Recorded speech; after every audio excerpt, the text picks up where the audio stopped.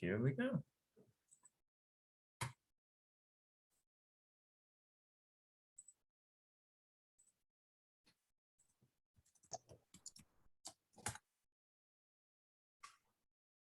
All right, welcome everybody. We'll get started in just a moment. I want to give people a chance to get their audio preferences settled. As you may notice, we are in a Zoom meeting format rather than the Zoom webinar format today. So just keep in mind that you want to keep yourself muted. Feel free to have your cameras on if you'd like to, but we'll be spotlighting the panel primarily today.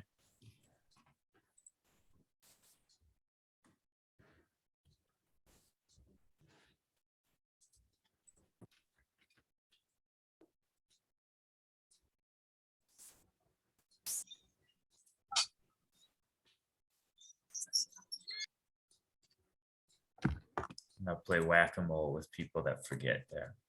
All right, this seems like a pretty good critical mass in the interest of time and to make sure that there's enough space for the panel to fully discuss what they had in mind and for the attendees to participate in discussion. We'll get started here. So for those just joining that didn't hear initially, welcome to today's session. If you've joined us before, we usually do Zoom webinar, but that somewhat limits the interaction that the attendees can have with the panel and vice versa. So today we're using the Zoom meeting format, which is the more conventional kind where you can participate freely. So we only ask that you keep yourself muted when you're not speaking, especially when the panel is participating. You can feel free to have your video on or off. That's totally up to you. If you are not comfortable interacting during more free open forum periods via your microphone in person, then you can always use the chat function as well. So without further ado, I want to hand it off to Dr. Reginald Garcon, who is going to moderate today's panel. Hello and good afternoon, everyone. I am Dr. Reginald Garcon. I'll be moderating. We are emancipated. Are we really free? And before we start, I'll just like to sort of go around. We'll introduce ourselves, let you all know of our respective positions, and then I'll give a little background of why we're here today. And then I have a series of questions that we'll share as the panelists, and then there'll be an opportunity afterwards where you can ask us additional questions, or if there are things you'd like to share as well, you can do that. So once again, I am Dr. Reginald Garcon. I am the registrar at Washington Adventist University, and I've been in higher ed for over 25 years in a lot of different areas between student activities, student affairs, and registrar. I can jump in next. Hello, everyone. Thank you so much for carving out time on a beautiful summer day. My name is Rock Hall. I'm the Vice President for Enrollment at Arcadia University, just north of Philadelphia. Like the good Dr. Garcon, I have been in the higher ed space north of 25 years, worn many hats, student affairs, enrollment, development, and foundations, and campuses north, south, east, and west, public and private.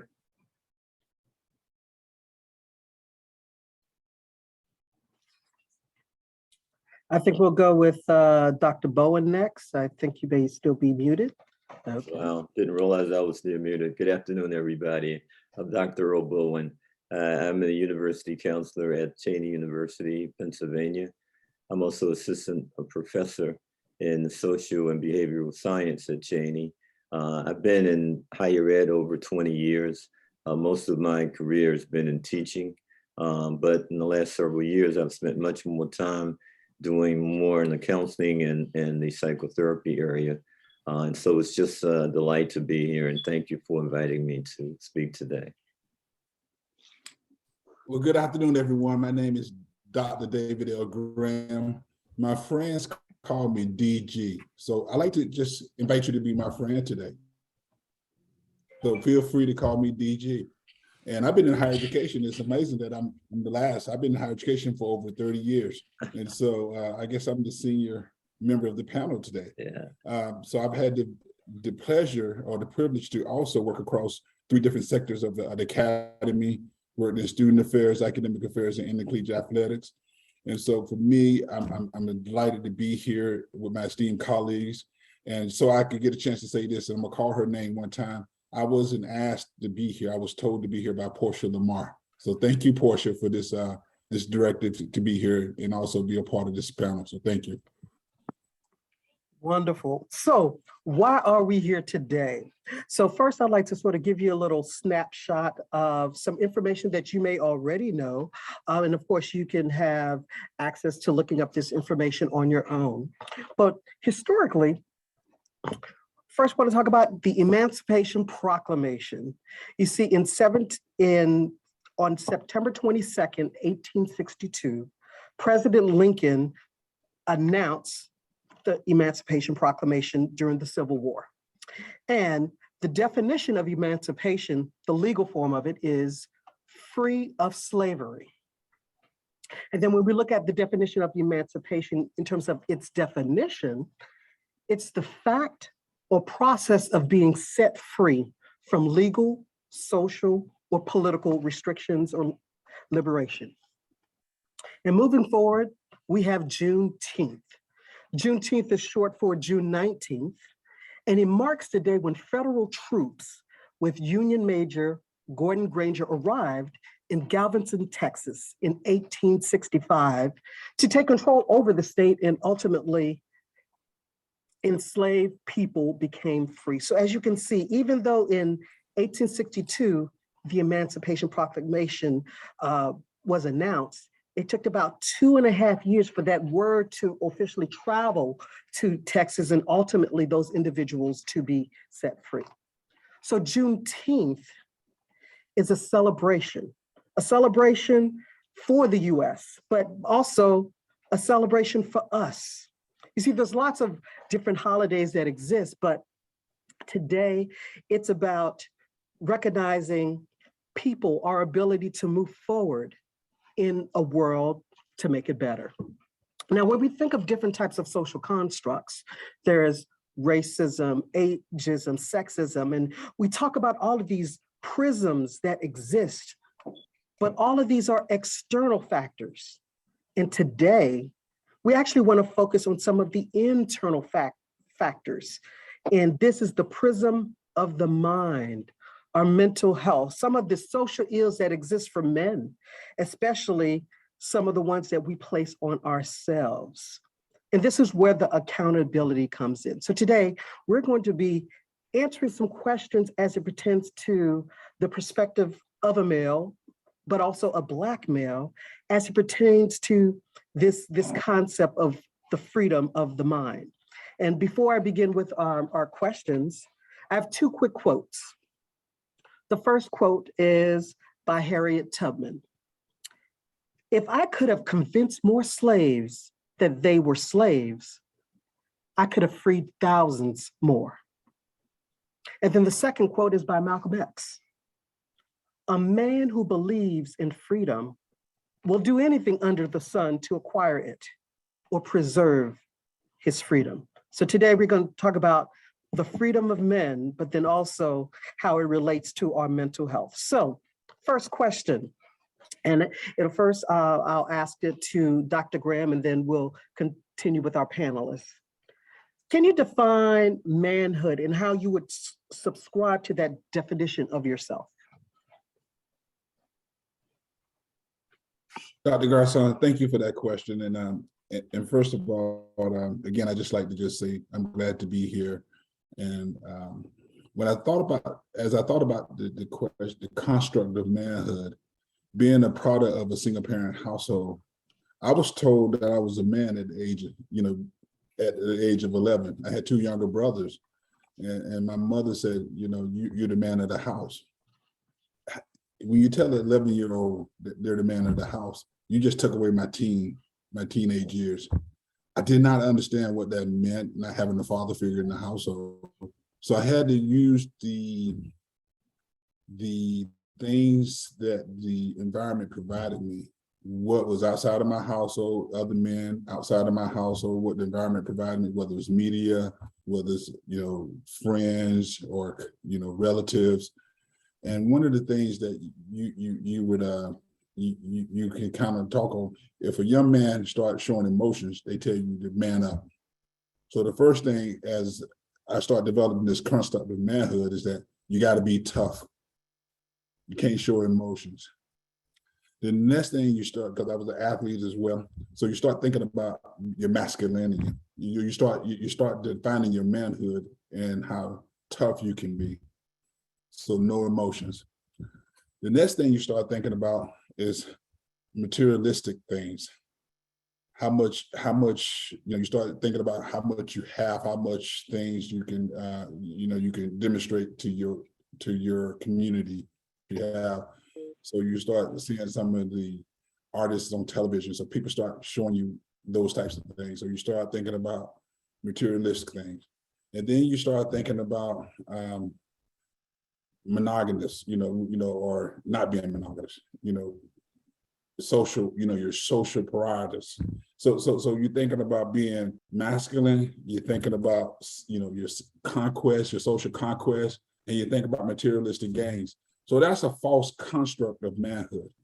And I'm gonna drop this book in the, there's a book by, the title was, They Stole It, but It's Up to You to Return It. And this is about Dr. Richard Williams. And there's a book talking about how do we restore the Black family. And it talked about the ills of slavery on the Black family. And it talked about the impact on the men. When I read that book, it talked about how it's been socially deconstructing the power of the man in the family, in the community. And one of the things, it set me on a pathway to start thinking about, in that book, it talked about being a man, you should be thinking about, being a provider, a protector, and a nurturer. And so somewhere in my mid-20s, I started reconstructing what a man should be. So that's why I would like to just stop here and get my colleagues being a provider, protector, and a nurturer. Thank you so much. What about you, Rock? I agree with much of what Dr. Graham said. It's that classic idea of what I call the whole self. And I think very narrowly for young Black boys from lower socioeconomic backgrounds.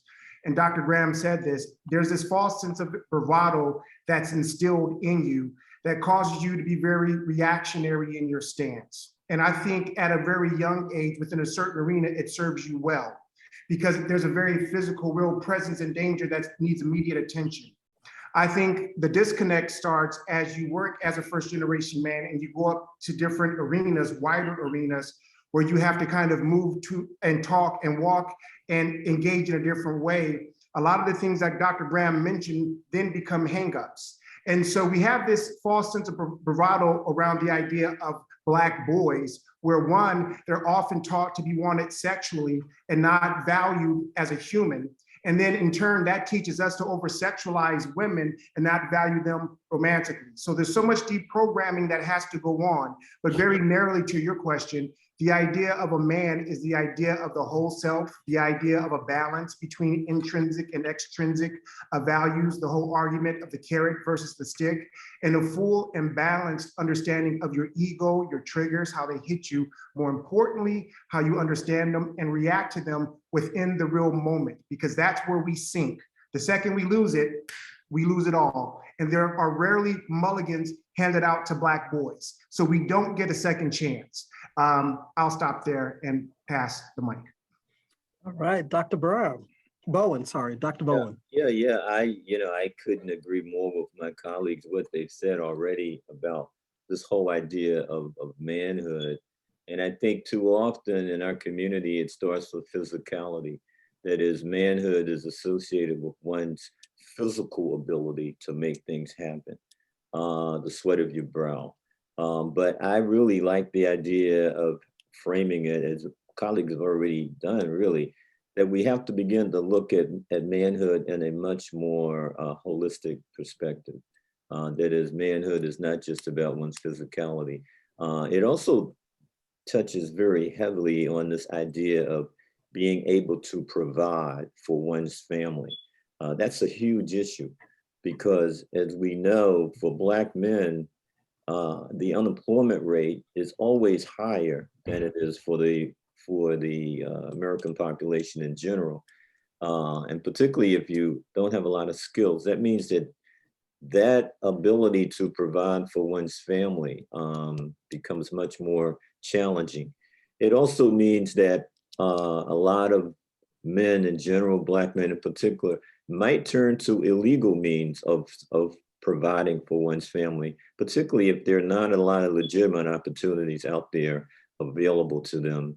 And so I think on the one hand, it's a challenge to take responsibility and to have some accountability for one's family. On the other hand, there are these broader macroeconomic factors that impact the Black man's ability to reach that point.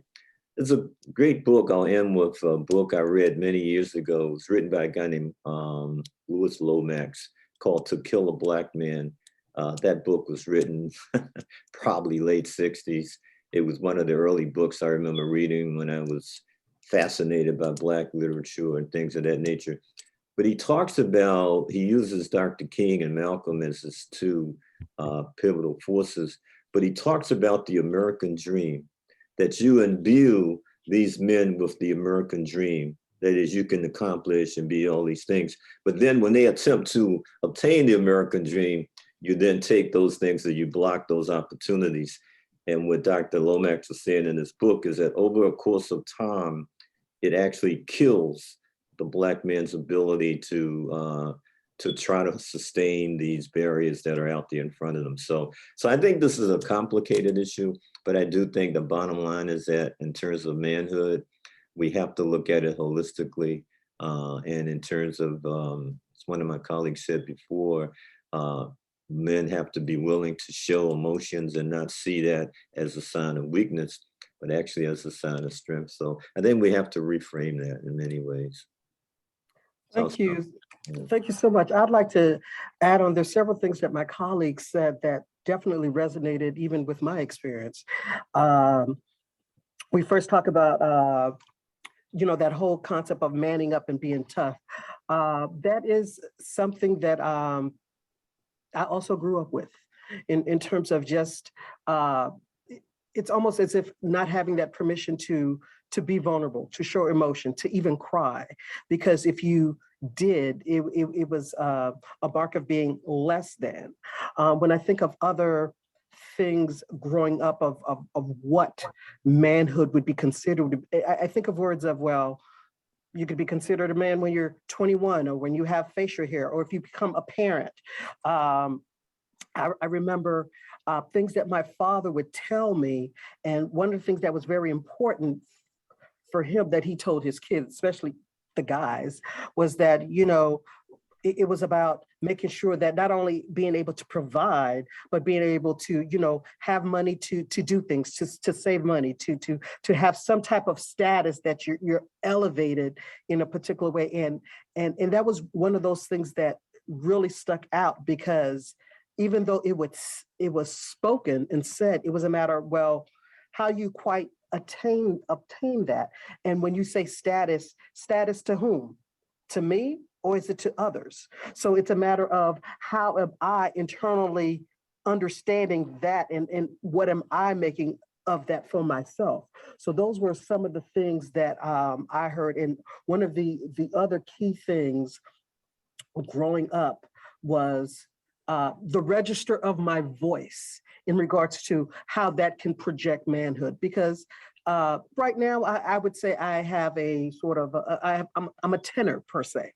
But some individuals, if you don't have a real, a deeper tone, that, that's a different type of level of your masculinity. And so that was something else that even in the periphery of my mind growing up, I was conscious of that, so that if I spoke, I wanted to make sure that folks heard me a particular way, so that there wouldn't be a question as to who I was because I didn't have a lower register. So those are some of the things that definitely impacted my my concept of manhood growing up. But at the end, as it's been mentioned with my colleagues, it is about the whole self. So, but part of understanding that is really comes from your frame of mind.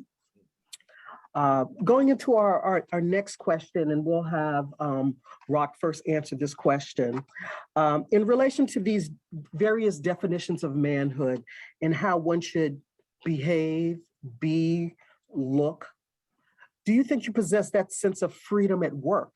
And describe how this shows up for you. Yeah, I think the answer to that question is set within the journey. Early on within my professional career, I definitely didn't have that. And everything that was mentioned before, lack of agency, lack of awareness, lack of self, I think it played into my ability, despite my physical demeanor, to feel very small and very uncertain. And that's very common with young Black professionals, and I would say Black men, but even a bit more narrowly Black female professionals, who I think take more of a brunt of that, aggression, so to speak. As I traveled throughout my journey, I was very intentional about where I positioned myself and who I kind of try to mentor and model myself after. I believe Dr. Graham said it best earlier, as young Black boys, we have very few mentors or models to look at. If you're like me, you didn't have a dad in the home. So, like Method Man once said, all I had was my Batman comic books and my Rakim tape. That was my framing of life, of how I should move, walk, and talk. And the very first words on the block was, I ain't no joke. I used to let the mic smoke. And from there, you kind of grow and reposition yourself and get higher. Now, as a vice president, I have to realize that I am the model. I am the mentor that others look to. And I carry that with a great deal of heft and respect. I think within most cultures, very broadly speaking, most leadership, wealth, and potential kind of rolls down. And that's a benefit because it accumulates. I think for first generation people, people of color, Black people, it often rolls flat or rolls up. So it doesn't accumulate. So within my sphere, I try to make things roll down in a positive respect towards my family and all around me within my community. So I think with that, you get agency whether you want it or not. It's one of those things that it's that, classic idiom, careful what you ask for. In your quest for leadership, you become a leader. And when you become a leader, they'll listen. And so I think you have to have the ability to understand what that means. And again, the gravitas that comes with it. So I believe it exists, but you have to work tooth and nail to create it. And once you create it, you really have to work doggishly to keep it, because that's when they really come after you. Thank you, Rock. Dr. Bowen. Yeah, I couldn't agree more. I think the point about modeling the type of behavior that you like to see emulated by others is very important. And like the previous speaker, when I was growing up, I came from a very working class family. And so my parents weren't unable to go to school. They weren't able to complete high school. And so, when I was young, it was being able to go to an HBCU where for the first time in my life, I started to see Black men who were professors. And of course, that kind of went from there. But I began to understand how important it is to have a mentor and to have people who may not be a formalized mentor, but it might be someone who you never know, who may be looking at you in terms of an aspiration, something they want to become in life. So I try to live in a way at the university, but also in my own personal life in a way where I model the type of behavior that I want to see, particularly young Black men emulate around areas of respect, responsibility, and accountability. And what I found in working with young people in colleges and universities is that, they're impressed a little bit by what you say, but they're much more interested in what you do and what lifestyle you portray in front of them. And so I think it's important that as Black men, as we mentor younger Black men, that we have the opportunities to talk to them about not just the successes that we've had, but failures that we've had and what we've learned, to humanize that experience. But I think that for the bottom line for me is that mentoring is very, very important, whether it's formalized or informal. And that's something that I strive to do in my personal and professional life, particularly as it relates to young Black males. Thank you, Dr. Bowen. And one of the things you mentioned was the whole concept of modeling behavior. I think that's very important. When I think about my sense of freedom at work, one of the things that I am very conscious of is how I use emotion. I think emotion is important versus being emotional. I think those are two different things. And when we think about the types of connections that we're making in higher education, in connecting with people, it's very important for you to be authentic. And the more you make those connections, the easier it is for folks to be engaged. And that's one of the things that we in general struggle with higher education in regards to retention of students. I think it first comes with their ability to connect and engage with people on campus. And when there's a void in that, it impacts things. So specifically, as we talk about this conversation, are we men, or are we simply being a machine that's supposed to be, that has no humanity, no emotion, that can't feel, that can't connect? And I think that's not the way it should be. We should be able to feel and show the passion that we have. So in terms of I am conscious of how I portray myself, but I'm also wanting to make sure that I, as I mentioned, not being too emotional. That it's in check, that I'm still able to function and connect, but there's a fine line that at least I'm consciously aware of. Dr. Graham, what would you like to share with this conversation? Well, let me just say that 30 years in higher education, there's things that I want to call out, is that there's position, perspective, and power. When I was an entry-level employee, position, perspective, and power, I had very little of all that. 30 years in the business with the assistant vice provost title and, managing a large budget, I have a different position.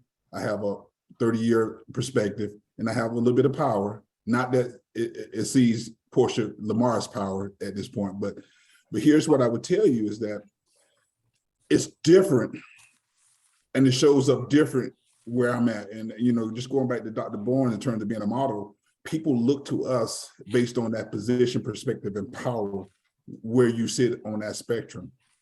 And so what I've had to, and my prayer, that serenity prayer, that thing that they say, Lord, give me the strength to accept the things I cannot change, the courage to change the things I can, but the wisdom to know the difference.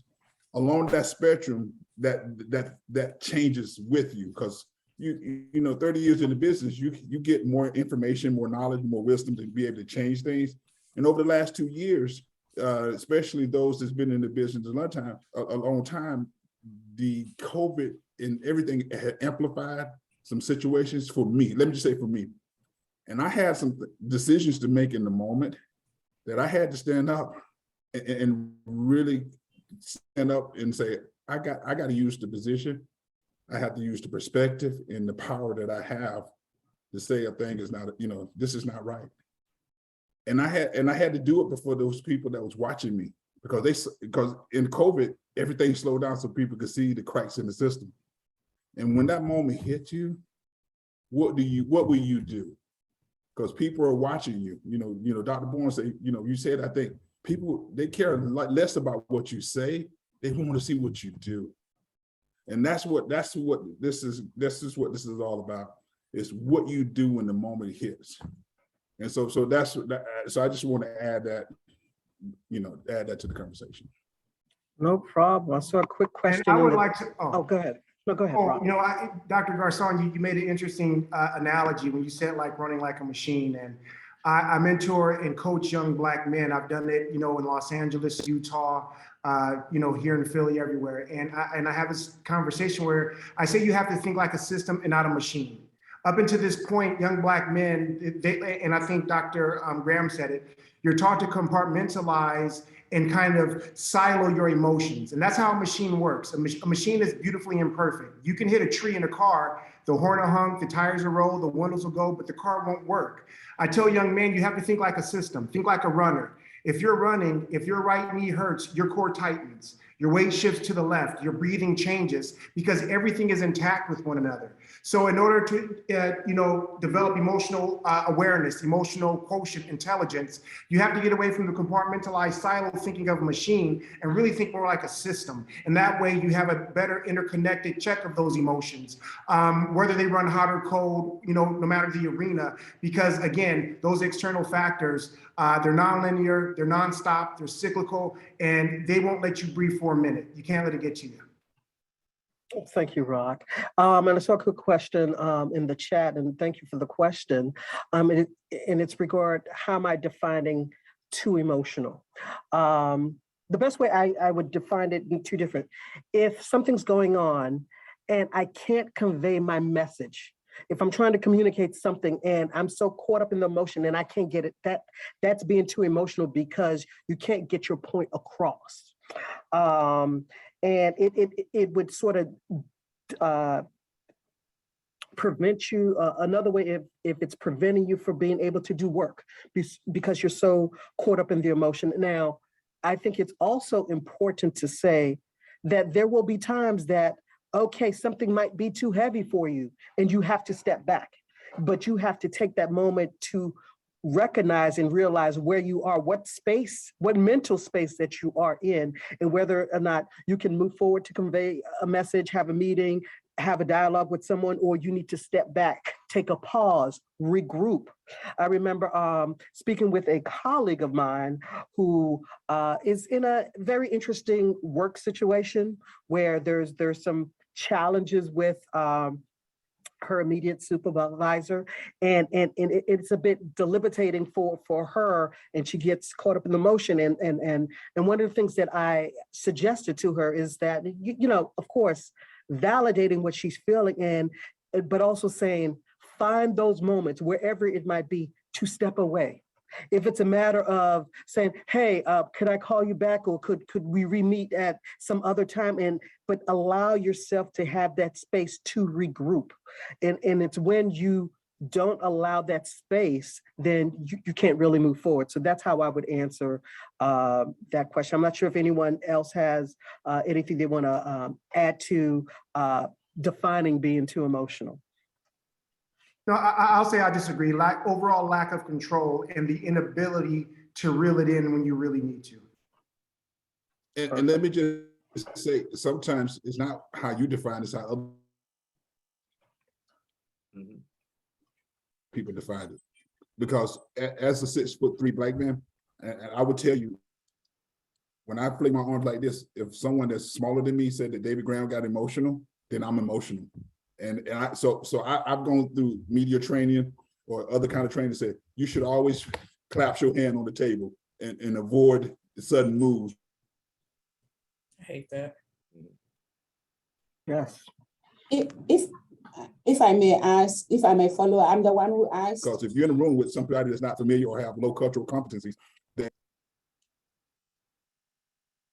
go ahead. Okay. I said, if I may, I asked that because I am a Ghanaian American, and I have two young men that I raised, and I realized that as they are growing up, we are all finding out that our voices seem to sometimes, even when we are speaking softly, seems to come across, people seem to interpret it as being aggressive.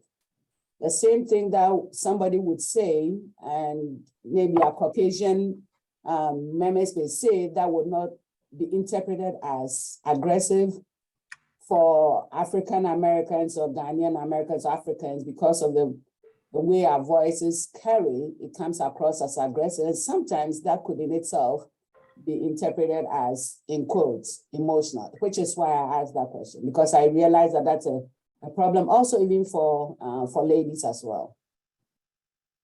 I just wanted to say, I think that's a great point that just brought up, because I think that's one of the issues that I think as Black men we struggle with. That is that it can be misinterpreted by others as being aggressive, or you're out of control, but what you're really doing is you're trying to express a point of view that you've been feeling for maybe a long periods of time. You never got a chance to really express it. But then, because I think the Black men will pose a threat to others, particularly white people in general, that they see a Black man who may not be angry, but may be expressing something that's frustrating, but could very easily be misinterpreted to one of aggression. And of course, we know that many of our young Black males get labeled as socially, educationally, whatever that other term is, or learning disabilities or whatever, because their way of communicating comes across as being a threat to others, particularly outside of our community. So I think that's a very valid concern that the person just brought up a minute ago. Yes, and I don't think there's any one answer to best remedy it. I think in situations like that, when the opportunity presents itself, trying additional ways to convey the message, whether it's in writing, whether maybe even in partnership with someone else. I know it's not ideal because that space may not always exist, but definitely when there's the opportunity to find alternate ways to try to convey the information, because I know, at least from what I'm hearing, and I've seen it just within my experience, sometimes when you haven't really felt that you've had a voice, and when it's time for you to share it, you're sharing it because you're passionate about it, but if someone is not used to that, the experience of, let's say, passion, that it's very rote in how the delivery system may be, then that interpretation would exist. So, so there's a different type of learning that's going to be needed to help further educate individuals of different ways that people can present information, where it's not necessarily being hostile, it's just passionate. Being passionate and being hostile are two different things, in my opinion. I'd like to just add to that mother that talked about her sons and being, a product of a single parent's house, where my mother spent a lot of time with her three boys talking about looking people in the eye, shaking their hand, having a firm grip, talking about communication styles, and really focusing on how tone means something in terms of communication. I think you cannot take that for granted as raising your kids. And so especially young men, and I think Rock said it, elegant, we don't get a lot of second chances in our community. We don't get, whether it's in high school or whether in some other, so taking the time to teach your kids how to communicate, and how that things can get lost in communication, lost in translation. It's a needed exercise. And then when they get to a place like what I just described earlier, when they're in the professional environment where they need to take additional media training or communication training, then they can do that in terms of how to present yourself, body language, how all those things happens in the professional environment. But it needs to be scaffolded on top of other things. So I commend that mother to ask that question, because that is something she should be concerned about. Yeah, and I would say too, have your sons understand it within the power dynamic. In essence, people fear their power, what they represent physically, what they say intellectually. So really, and Dr. Graham said it well, have them fall in love with the art of engagement. It's all about engagement. Every single meeting, every single interaction, every time you come in contact with somebody, it is a moment and a chance to impress them and change the trajectory of your career and your reality. If they're frustrated, stay in that moment, talk to them, understand why you're frustrated. Am I intimidating or are you intimidated? I understand. Let's go a few steps further. The last thing you will want to do is have a powder keg created where emotions just blow up and now everyone just walks back to their silos and retreat because then they get comfortable. It's okay to be a little uncomfortable, especially as a young Black man fighting your footing, your agency, your voice. So please don't have them shriek for that because that is their power that other people are afraid of. They need to have them understand how that power manifests itself in them becoming gentlemen and men of a purpose. Thank you.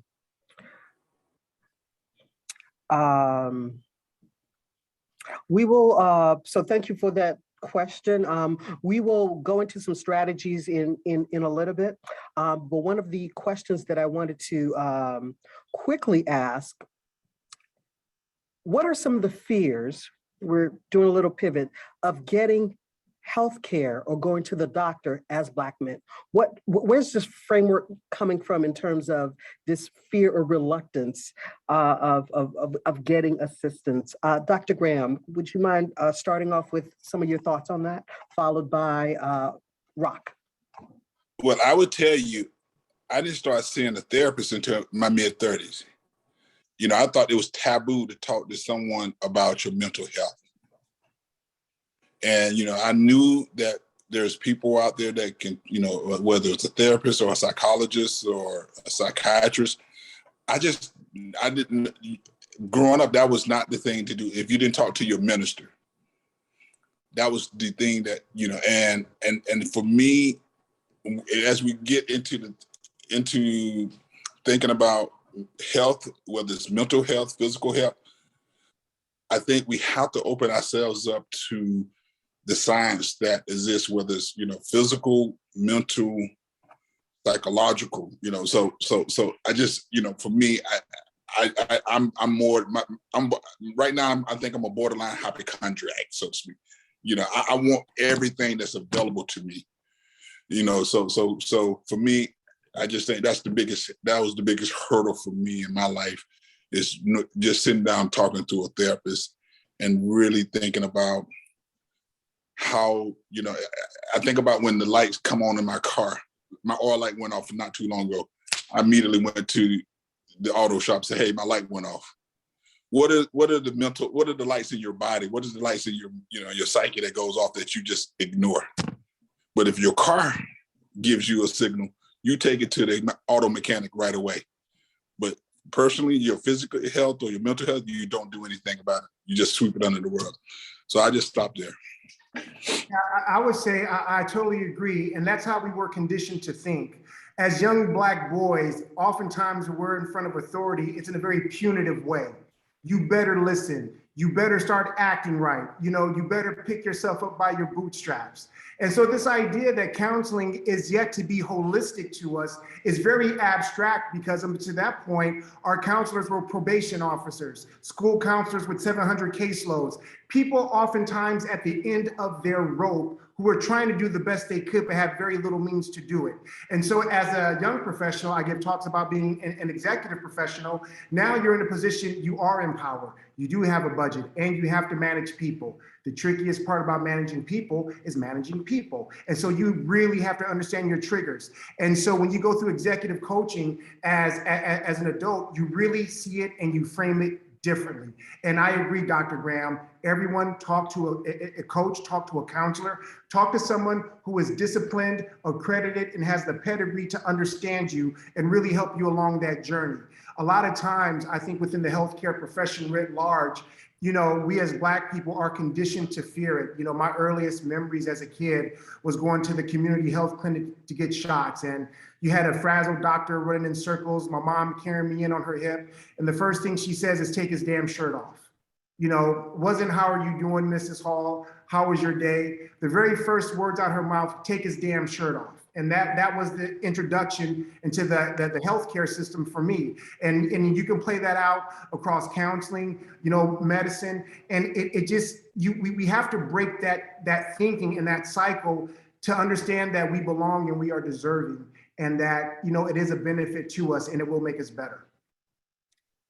Dr. Bowen? Yeah, I just add to that. I think because, most of what I do now, well, a lot of what I do is counseling and therapy at Cheney. And so I find that a lot of particularly young Black males, for the first time in their life, they can talk to someone without some judgment coming later.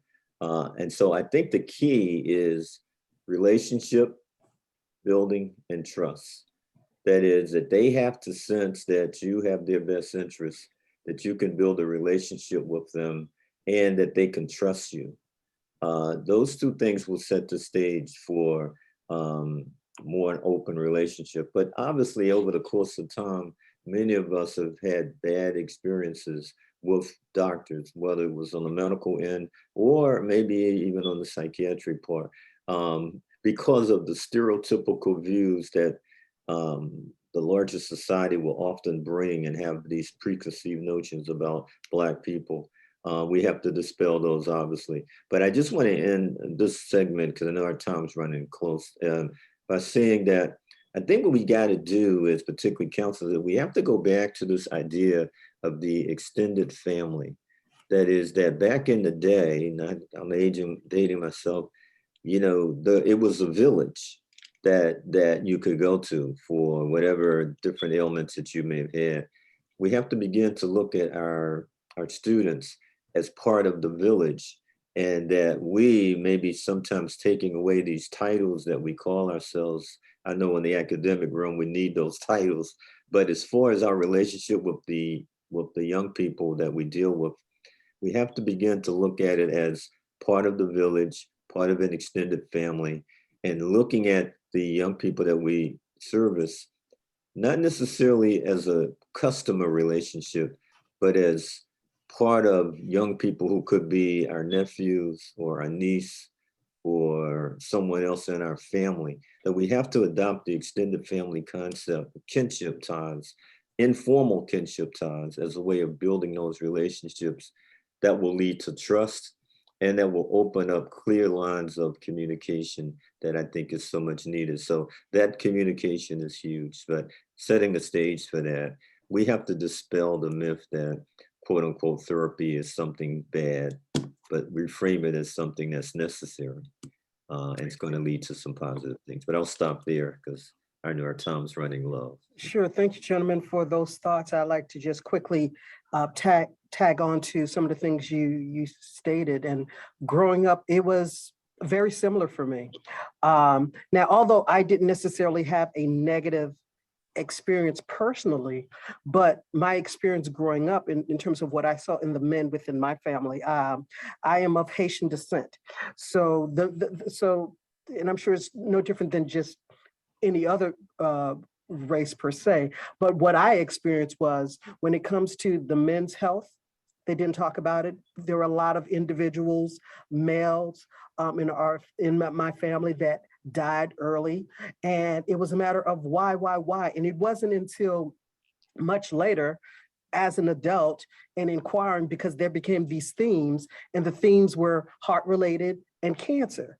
And so it was one of those things in terms of, for me, and this is something I learned from my mother, and I'm taking advantage of it. If you're working and you have access to insurance and things like that, make use of it. If you have a sick, go to the doctor, those types of things, because I saw so much death of young Black men in my family, not understanding why. And then later it was a matter of, oh, they had this or that. And then it's like, they didn't go to the hospital. Like for me, I could not comprehend the reluctancy other than the fear of knowing what might be. But then even though there might be a fear of that, there's still an opportunity for treatment and help and support. So I do understand the fears, but there could always be a brighter side if you try to be proactive. And I think that's how I try to leave lead my life moving forward in terms of being more proactive in my health, because I just didn't see it done as an example. Before you move on, I just want Yes. the Nicole Hannah Jones 1619 project did a great job around the health in this country, and I really think there's so many things, so many variables why we as a people or culture don't get health care, and that's part of that socialization. And Rock just hit it on the point. Take your damn shirt off. If you don't, it's a distrusting element in our community around healthcare in this country, and it goes back to that experiment and that project. So I just wanted to put that there. So Y'all stop. So what I'd like to quickly pivot to would be, what are some other strategies we can use, social emotional learning techniques as adults to help heal and emancipate ourselves simply to be a man? And because ultimately the decision is a mental thing, we have to make that conscious choice to want help, to seek help. So let's start with Dr. Bowen. What are some strategies some folks could use, followed by Dr. Graham and then Rock? Well, I just give you two that I actually use a lot in my sessions with students that come in to see me. One is really narrative therapy. That is that usually people have, by the time they get to, early adulthood, we work with, they've already told themselves there's certain narratives that's played out in their lives. And these narratives are going to be part of a continued way of interactions. And so one of the things I try to do is to help young people to begin to go back and look at the narrative. And then how do you start to redefine that narrative to mean something different in your life, if that's what you want to work on? It is a process. It's much more mental, psychological approach to working with young people, but it challenges them to begin to document some of the narratives that's happened over the course of their life and where that might be leading, of course, moving forward. Of course, the other thing, though, is really much more solution focused, only because the youngsters that we work with, this is a generation that want things to happen quick, fast, in a hurry. And so we look at some very short-term solution-focused things that they can work on a week-to-week basis, and begin to look at how much progress has been made during that time. But I think you've got to be very focused now. That those are the main two approaches I deal with: narrative and solution focus, because I think they both look at the here and now. And in some respects, it gets young people to begin to not just reflect, but also to project where they see themselves moving toward in the future. But again, all of that is based on the relationship that is one of trust, in which they can begin to talk about these things. So those would be two approaches I would that works for me. I don't know if it works for others, but it will be something to think about and moving forward.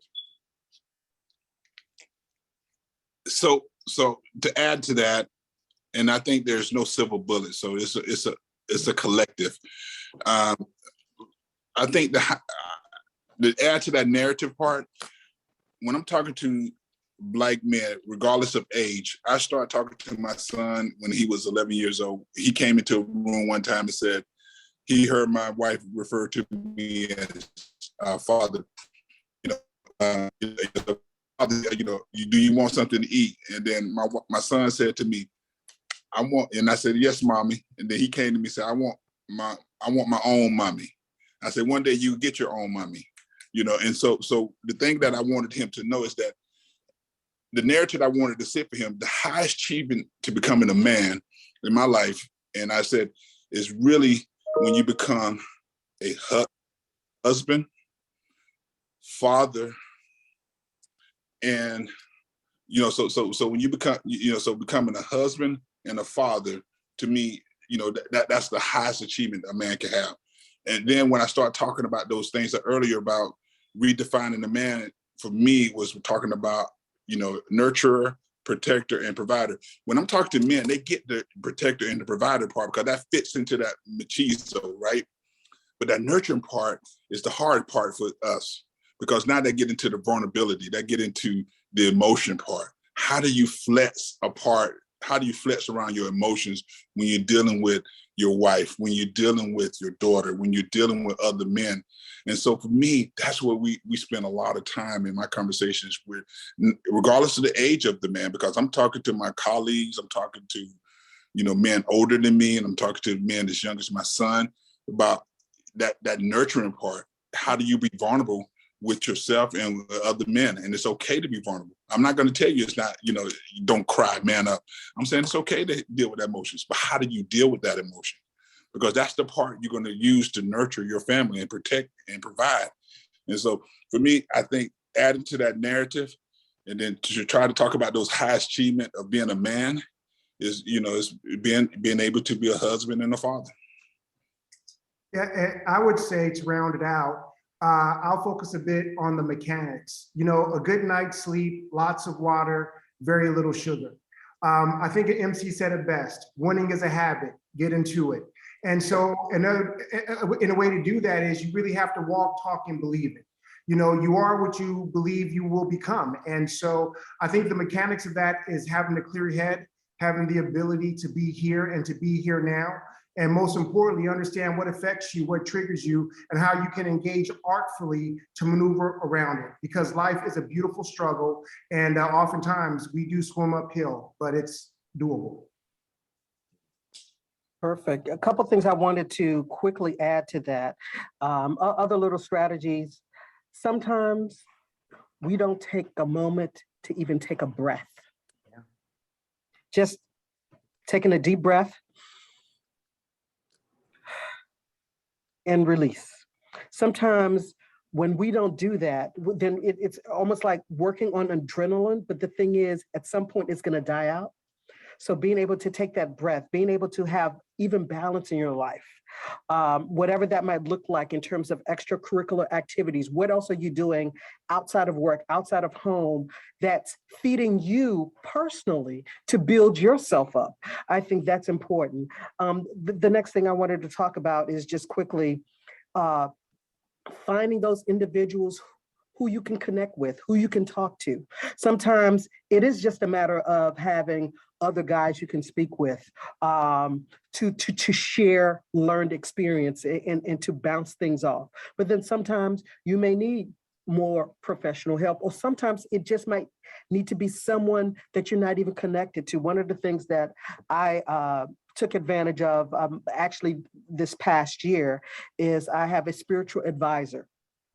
And basically, it served the same purpose. There's some spiritual foundation of it. But the most important thing, I have someone I can go to. I can share what's going on. If there's things that they notice that's showing up, and they'll ask me some questions and things like that. But whatever that may look like to you is going to vary.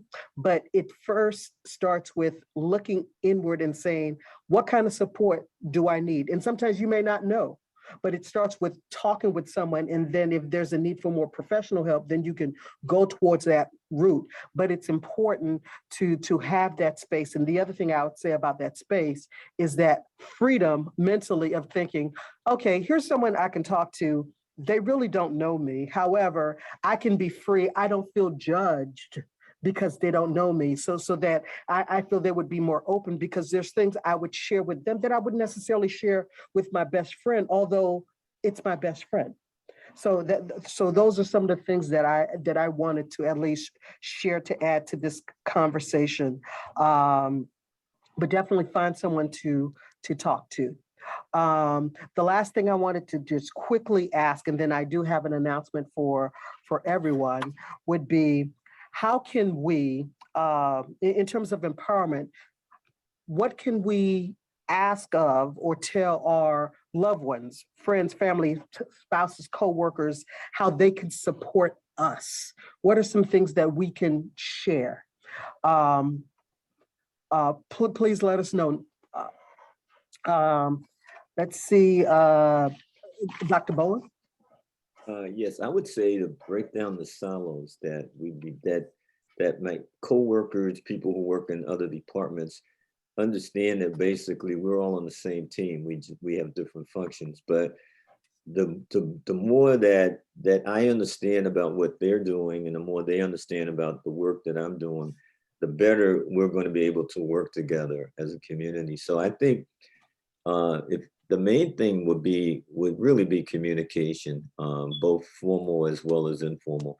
I mean, I think sometimes, sending electronic messages are good, but sometimes it's good to just be able to have a face-to-face conversation, just to sit down, either whether it's lunch or a coffee break, whatever, and to begin to break down some of the barriers that might exist between and among us, by getting to know each other in terms of not just our professional life, but our other life as well. You mentioned spiritual, it's very important. Getting to know who we are as people holistically. And I think the silos are some of the things that's obviously an organizational structure in many of our situations, but breaking those silos down and getting to know each other on a very, very sort of micro level interaction, I think would be the major message I'd like to convey. And it has to be systematically done, not just once a year or every holiday period. So that's all I want to say about that. And Dr. Graham. Well, Winston Churchill said that success is not final, failure is not fatal. What counts is the courage to move on. And I think if we know that courage is what it takes to move on on both sides of the equation, whether you male, female, black, white, any other marginalized community, that we need to find the power within each of us to encourage each other to keep moving forward in this journey. So that's what we need, is to break down those silos, as Dr. Bourne was saying, but we got to find the power in ourselves to encourage each other. Thank you. And this is just an example. Today's conversation is a way of how we could begin having that opportunity where we could encourage each other to share different thoughts, to understand where we're coming from. And one of the things that AACRAO is doing this month, and especially in regards to the promotion of mental health in males. So any male out there, professionals, feel free to write up a promotional bio of yourself with your greatest achievements, a little bit about yourself, and a picture. And definitely you'll be spotlighted through AACRAO in the social media in regards to your achievements. I do want to thank everyone, all of the panelists today, as well as the guest here. I know time is short. If there may be maybe one or two questions from if there's anyone that's there, and then we'll definitely be wrapping this up. And Ms. Portia will be putting her contact information shortly, so that if you want to send your bios, you can do that. So I just wanted to see if there's any quick questions that anyone may have for any of us here on the panel.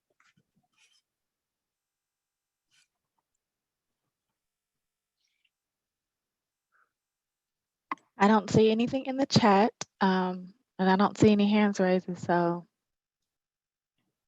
okay, all mine's clear. Okay, you want to make sure you put your contact information in the I chat? did. My contact Okay, information is in there, and perfect. also you guys can see me on Facebook and everything. So thank you. So I want to thank everyone again, and I'm not sure if there's any parting things that Mike would like to share of any upcoming AACRAO webinars, but definitely I wanted to thank all of you on behalf of AACRAO for this opportunity this afternoon. Thank you. Thank you. Great job, guys. Great job. Have a good one. Bye-bye. Thank you, Yes, great everyone. job. Enjoy the rest of your week.